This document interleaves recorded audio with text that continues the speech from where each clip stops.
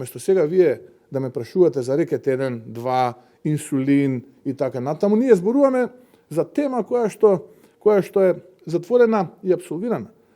И затоа ве молам, немојте да насенувате во овие политички стапици кои што ги предува Заев и Шекеринска. Суштината е како да дојдеме до вистинските сценаристи, инспиратори и организатори на криминалот и корупцијата во оваа држава. Тоа е суштината. И јас сакам за тоа да зборувам и за тоа да барам одговори. Изборниот законник сега не може да се промени. Ќе се промени после изборите, ќе седнеме, ќе разговараме. Заедно го договоривме.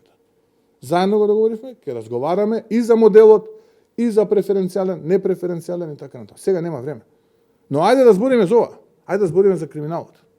Ајде да видиме што има во таа камера, која што е инсталирана во домот на Бојан Јовановски. Кој е тој што од влада му дојавил на Бојан Јовановски, кој што видно нервозен како што шпекулираат медиумите, му се јавил на веќе осудениот во случајот рекет 1. Ајде да видиме што се случува со сведочењето на бизнисмените кои што биле жртви на рекет.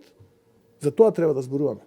Тоа е суштината. А ние ако се зборуваме за изборен законник, суштината ќе изгубиме.